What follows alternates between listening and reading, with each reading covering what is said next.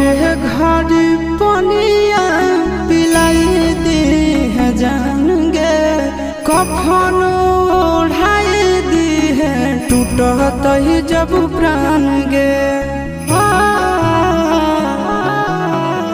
मोरे घर पनिया पिलाई दी है जान गे, कफन ओढ़ाई दी है टूटत ही जब प्राण गे। हगे हमारा से तोरा जाती प्यार होता भेंट साक्षात कर लगे। हगे सोनाया रावा हो भरती पाटनवा में आके मुलाकात कर लगे।